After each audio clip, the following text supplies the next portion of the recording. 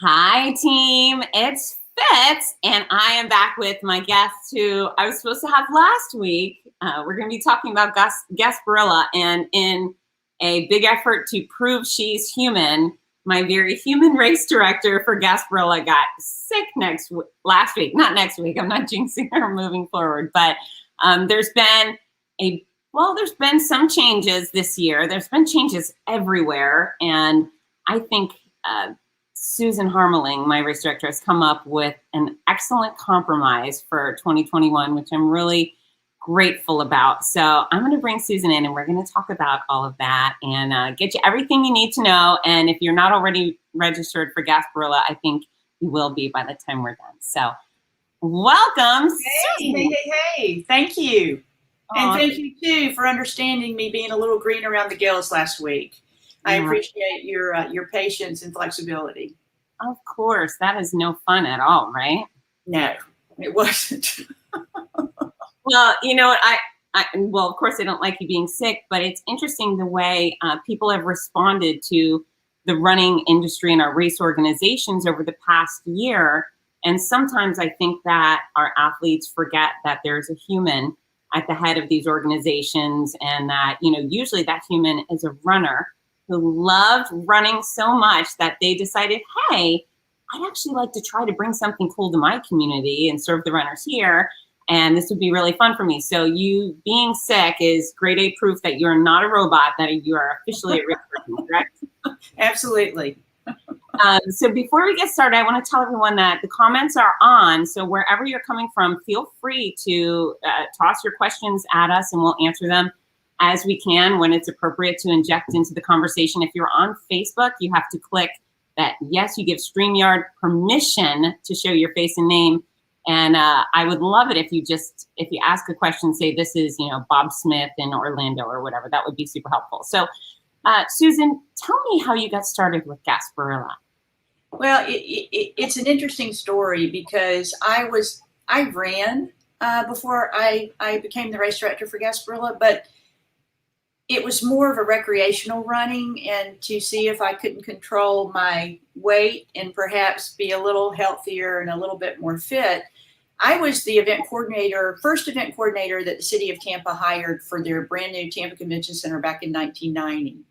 And as the event coordinator, one of the first events that I coordinated was the Health and Fitness Expo with what was then known as the Gasparilla Distance Classic. So the city of Tampa was very involved in coordinating the Gasparilla Distance Classic events. Then they are now. They're it's put on in cooperation with the city of Tampa. So there had been one other full-time race director, and after 8 years, she decided that it was time for her to leave, and they came to me and asked me if I would be interested in the position. And after doing a national search, they landed on me, and it's best, outside of having my bouncing baby boy, who's now 41, it's the best, one of the best days of my life. So great. So how many years? Do the math for me. 29. 29. Yeah. Wow. So as a race director, you're almost 30. That's yeah.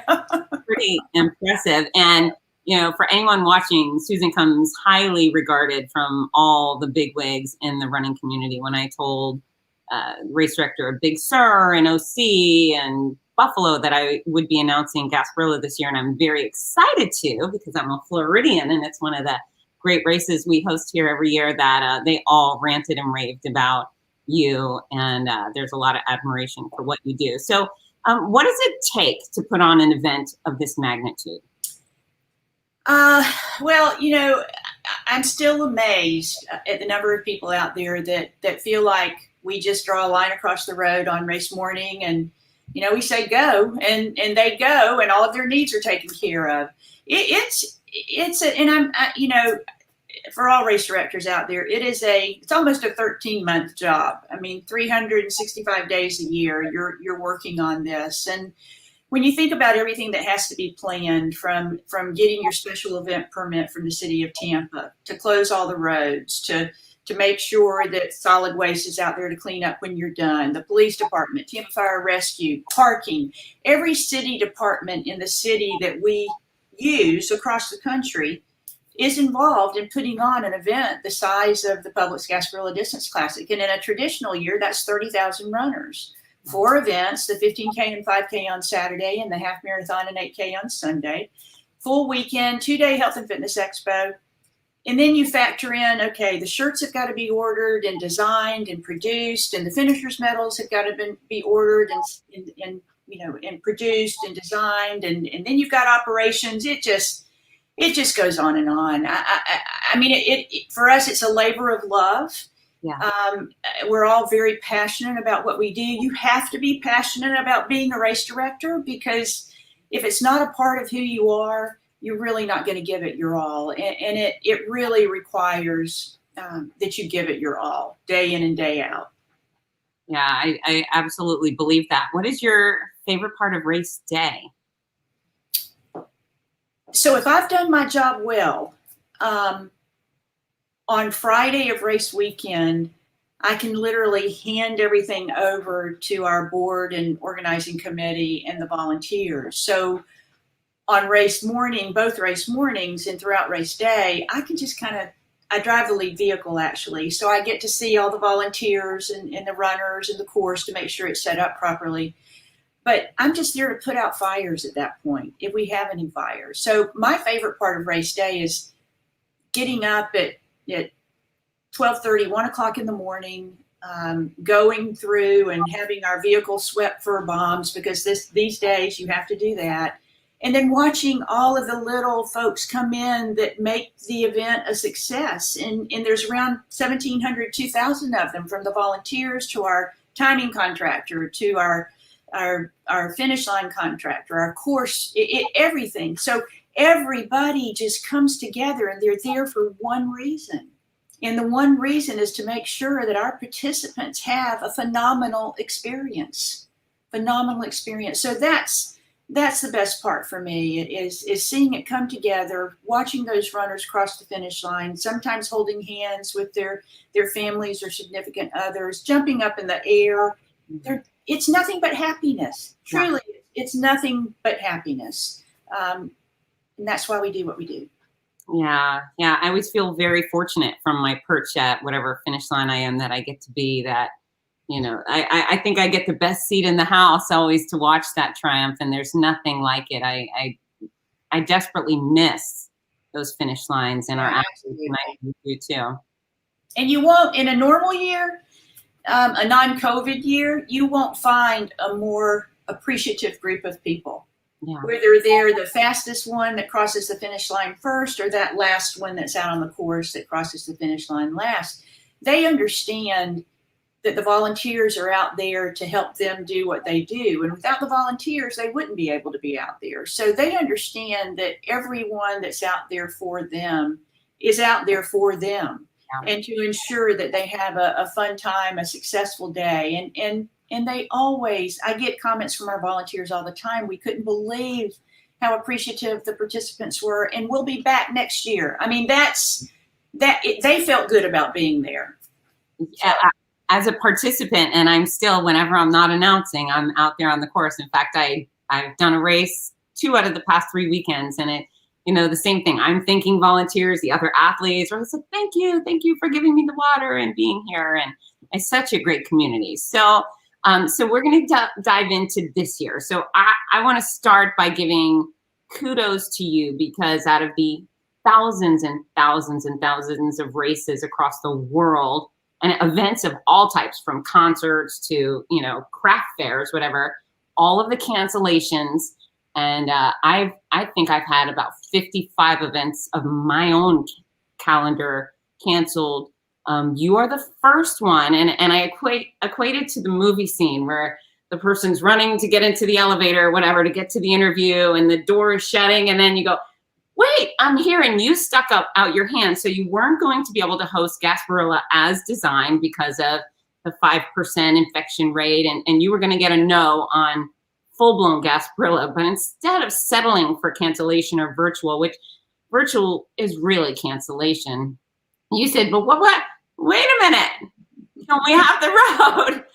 And nobody has done that. I haven't seen it once. Have you seen it?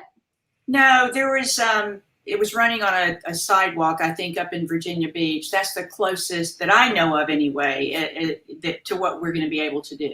So I think genius, because now Bayshore Boulevard is open and we can technically kind of have the race without having the race. It's the closest to a real race that anyone's had in 300 something years, at least on a big marathon like this. So you made the announcement a few weeks ago, and not everyone took the information as enthusiastically. Not everybody saw what I see, which is, holy cow, we get to be together. Florida's not closed. In fact, Florida is very open for business. Tampa is open for business. The beaches are open. The zoo is open. The bars and restaurants are open. That road is going to be open. So everyone who already planned to come to Tampa to participate in Gasparilla, the thing they will not get is a mass start. And basically they can come out and I will be at the start, right? We'll have a start arch and a noisy lady called Fitz, and I'll dress all piratey, and I'm going to yell go probably 42,000 times that day. Probably, yeah.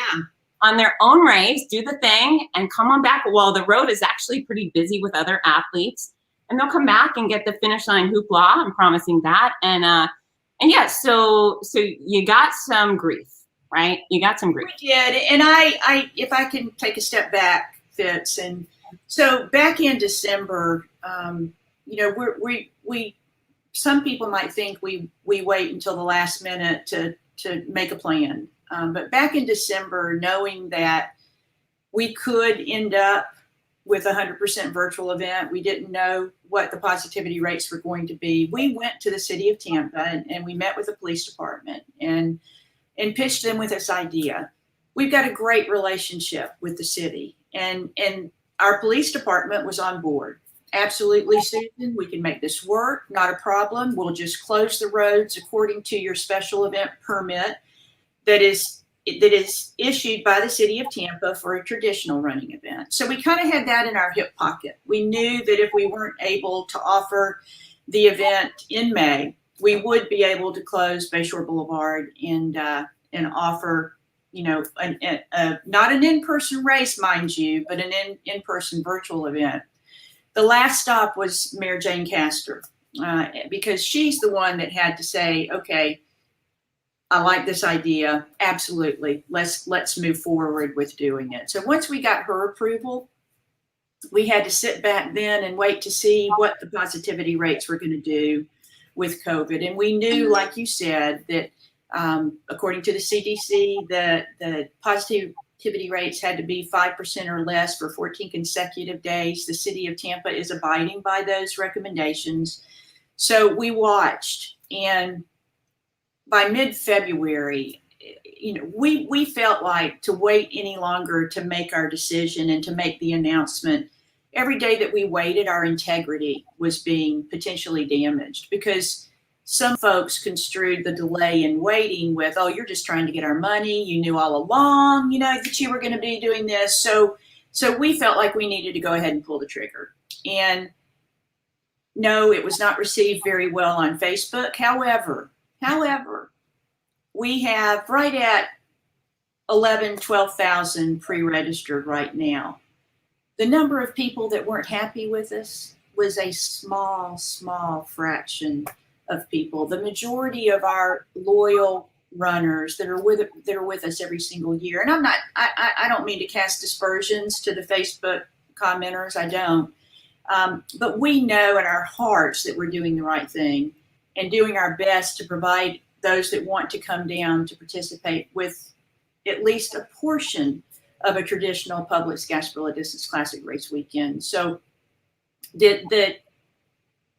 we feel like that we're doing exactly what we need to do. We know we're giving it our best shot. And, it's not going to be an official running event. The runners are going to be responsible for their own hydration, but we're going to put self-serving water refill stations out on the course that will have a few volunteers there to direct the runners if they need some help with filling up their water containers.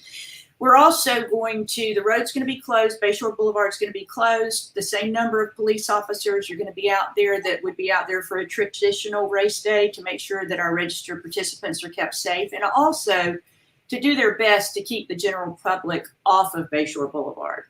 Bayshore Boulevard is a 4.5 mile long park, essentially 9 miles if you use both sides. And it's very enticing to inline skaters and bike riders. So the police department is going to do their best to help these folks to understand this is our day, just like it is every day, every year. This is our day.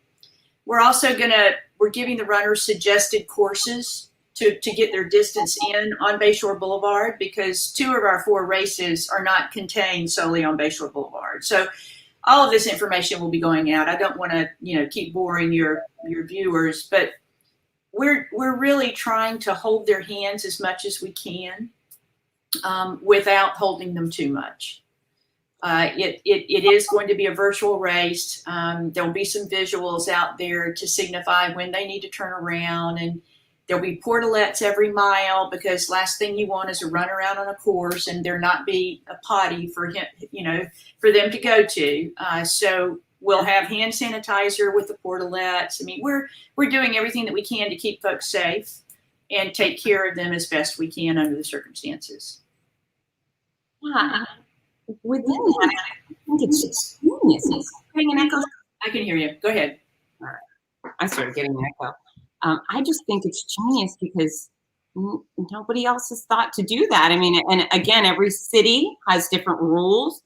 But for real, at Big Sur, when they shut down, if they were like, hey, we're just going to leave, Highway 1 open, that would have been a great day. And so I really saw the genius in you saying, wait, can we do this thing? So, as it stands, anyone who has plans to come to Tampa, they need to come to Tampa. There will be a full expo where they can show up and get their bibs, and there will be shopping. And of course, with those, it's a twofold.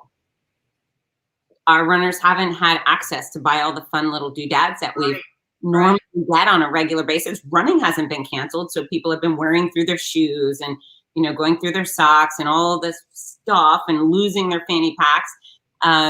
So now it'll be that time to go shopping, which we love to do. I don't know. It's just the second I hit an expo, my money wants to leave my purse. We appreciate that. Stuff. And then, of course, those vendors, which are, embedded in our running community, they haven't been to an event. They haven't had their business do well in a year. So being able to support them is a fantastic thing. In fact, I'm really excited. I have a booth. I'll be there with my book, My Noisy Cancer Comeback, on Friday. So that's a real treat for me. But Saturday and Sunday, runners can wake up at their leisure. They don't have to wake up at 4 o'clock or 4:30. What hours is Bayshore open? So Bayshore, the entire span of Bayshore on the northbound and the southbound side, that's 2 lanes on the northbound side, 2 lanes on the southbound side. That's going to be closed from 5 a.m. until 11:45. But what we're suggesting is that our 15K and our half marathon participants, we're suggesting that they get out there between 5 o'clock and 7 o'clock. Yeah. May could be potentially warm.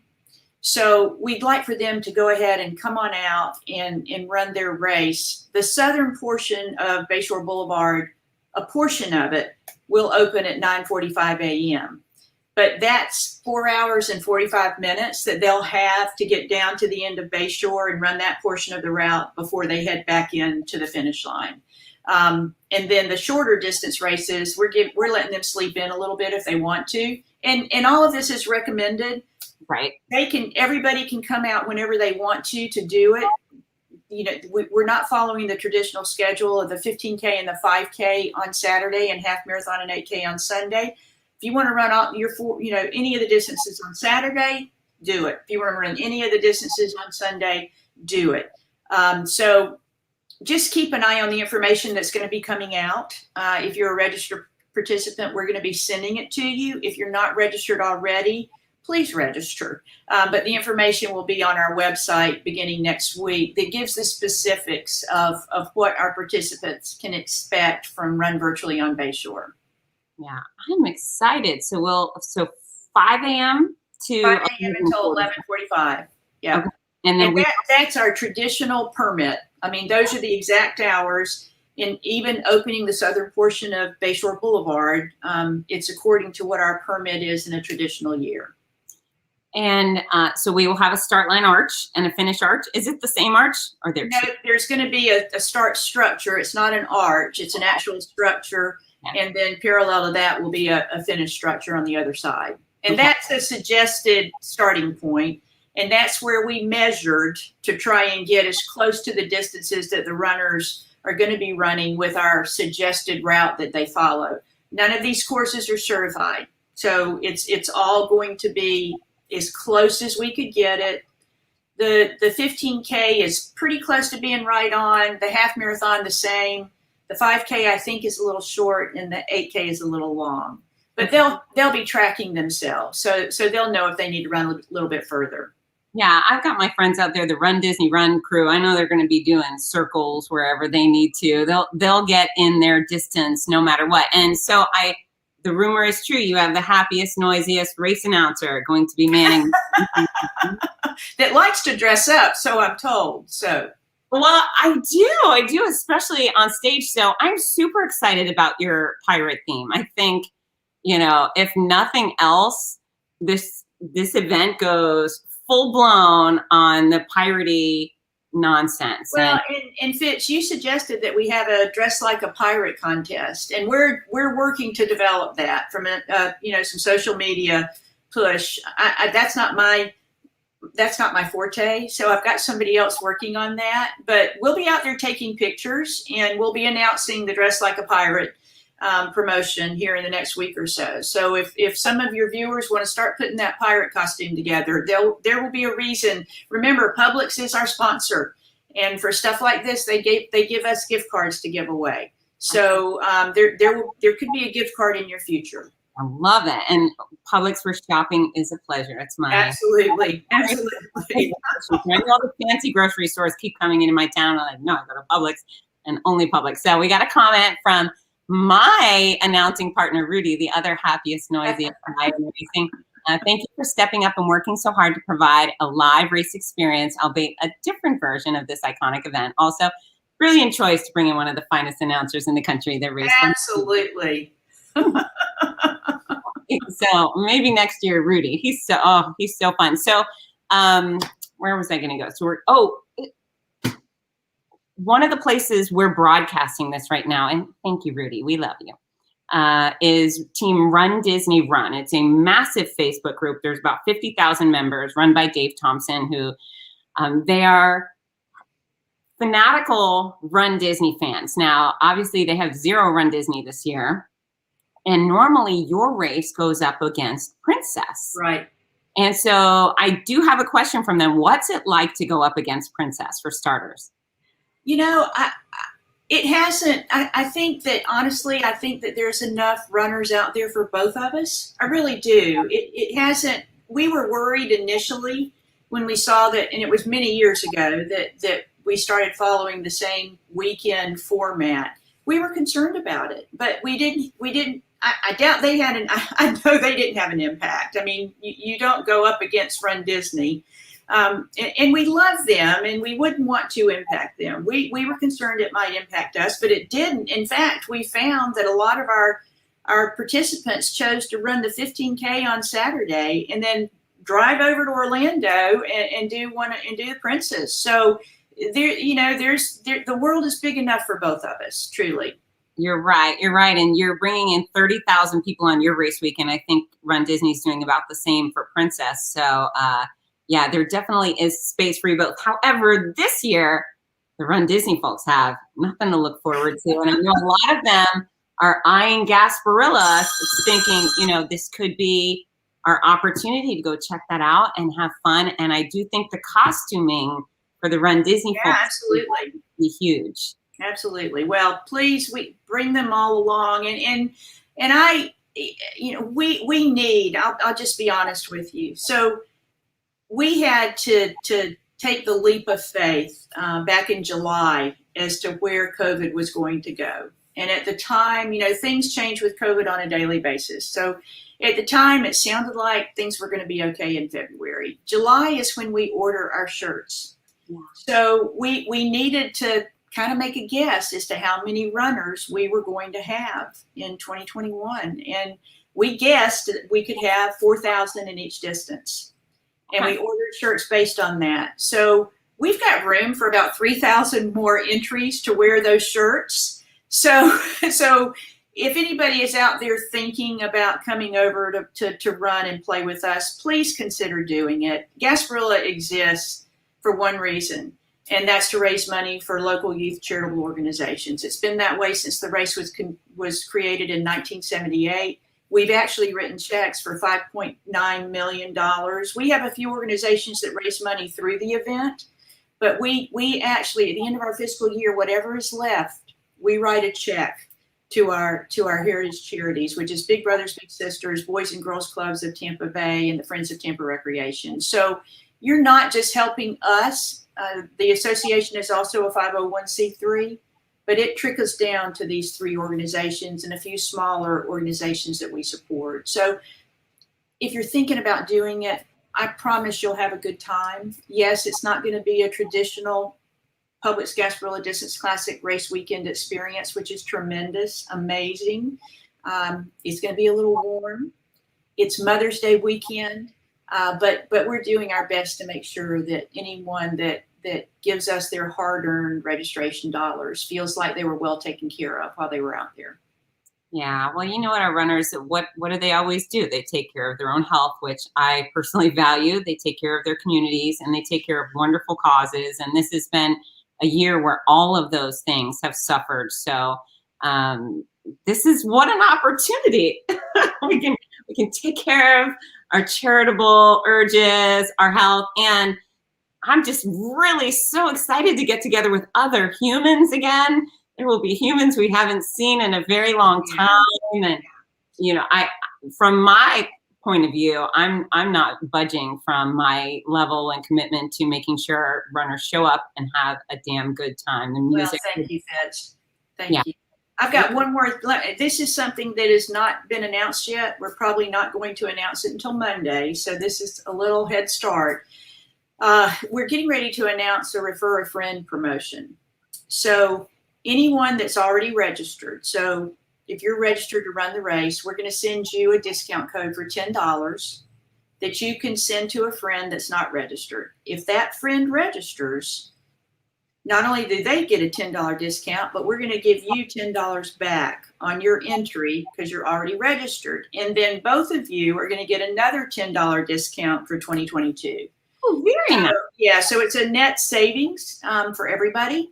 So if you're not already registered and you think you might have a friend that wants to register and you both want to benefit from the Refer a Friend promotion, go ahead and get registered and get your friend queued up to get that discount code.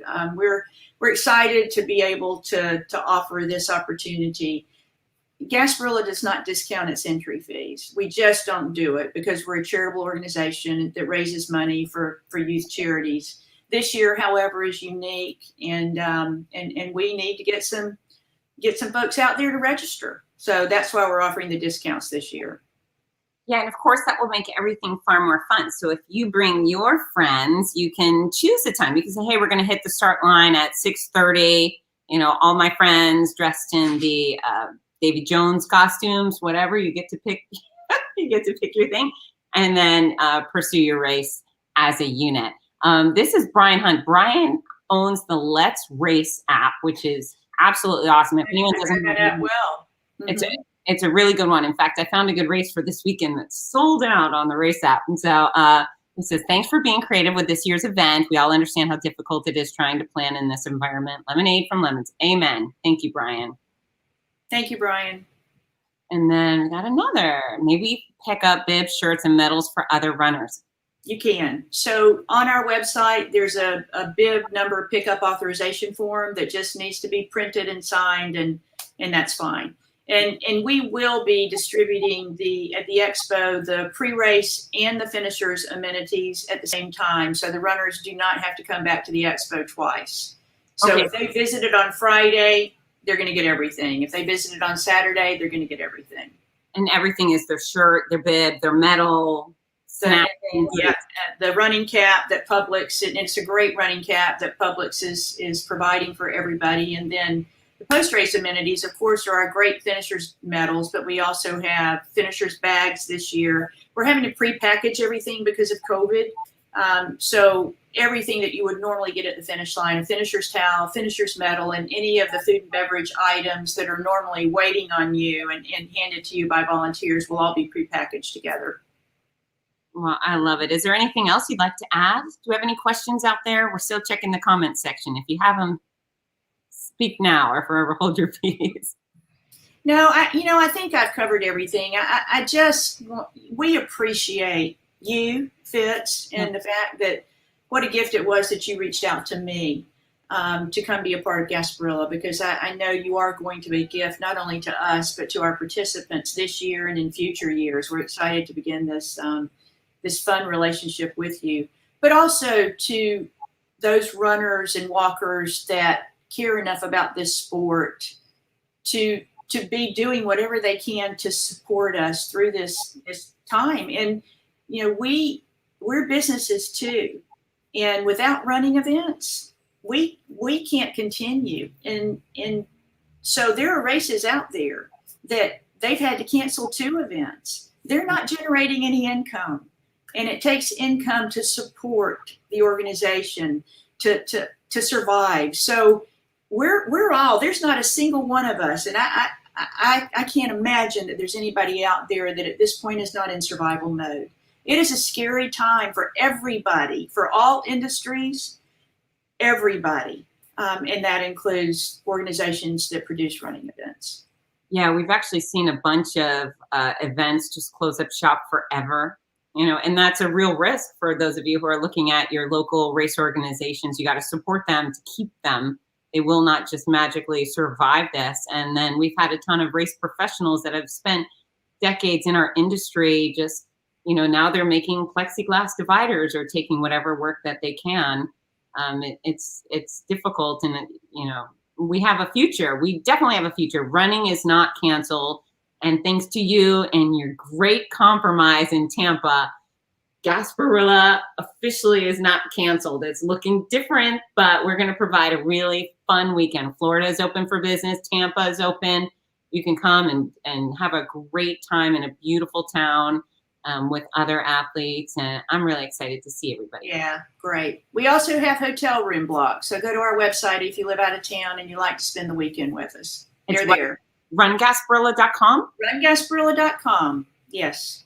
All right, Susan. Well, I'm so glad you're feeling better. Oh, thank you. Thank you. And thank you, too, for inviting me to do this. It's a huge help to what it is that we're trying to do. Of so course. Thank you, Fitz. I'm elated. We'll see everyone May 8th and 9th in Tampa. All right. Thanks, guys. Take care, Susan. Bye. Bye. And that was a great interview, guys. Stay tuned with the Fitzness Show on Friday. I have legendary football coach Steve Spurrier from the Gators, the Gamecocks, the NFL. And now he has his brand new restaurant opening up in Gainesville at Spurrier's Gridiron Grill. So we'll be together Monday, March 22nd at 12:30. And we have a lot to talk about. So I'll see you soon, team. Get to work. Bye.